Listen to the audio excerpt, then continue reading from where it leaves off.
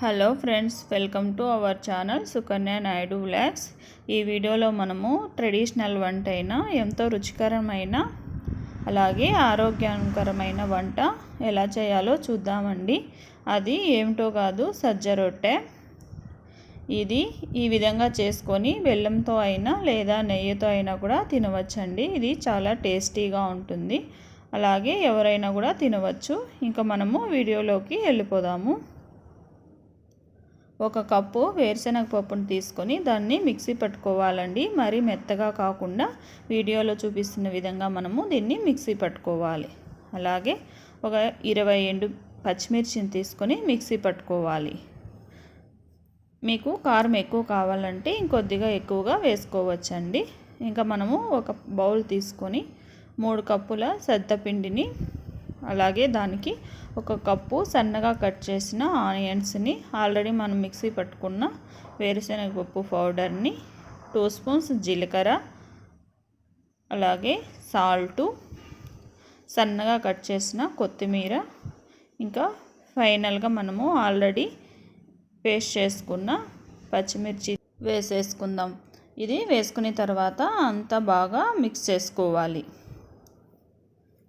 ఇదంతా ఇలా మిక్స్ చేసుకున్న తర్వాత మనము ఇంకా రొట్టెలు చేసుకోవడానికి వాటర్ వేసి పిండి కలుపుకోవడమే. ఇక్కడ మనము వాటర్ అయితే హాట్ వాటర్ ఏం కాదండి, చన్నీళ్ళే వేసి కలుపుకుంటున్నాను. నార్మల్ వాటరు బాగా కలుపుకొని దాన్ని బాల్స్ లాగా చేసుకోవాలి.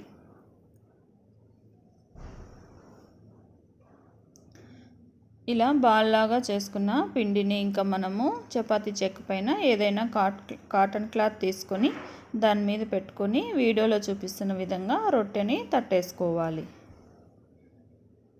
ఇది కూడా మనకు హెల్త్కి చాలా మంచిదండి.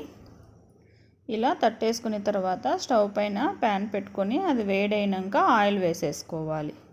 ఆయిల్ వేసుకున్న తర్వాత చూడండి, మనము వీడియోలో చూపిస్తున్న విధంగా రొట్టెని ప్యాన్ పైన వేసుకోవాలి. అలాగే పైన కూడా కొద్దిగా ఆయిల్ వేసుకోవాలి. ఆయిల్ వేసుకొని స్టవ్ లో ఫ్లేమ్లో పెట్టుకొని కాల్చుకోవాలండి. హై ఫ్లేమ్లో పెట్టుకుంటే రొట్టె మాడిపోతుంది, అందుకే లో ఫ్లేమ్లో పెట్టుకోవాలి. జాగ్రత్తగా తిప్పేసుకోవాలి. చూడండి, ఇలా ఎర్రగా కాల్చుకోవాలి. రెండు వైపులా తిప్పుతూ కాల్చేసుకోవాలండి.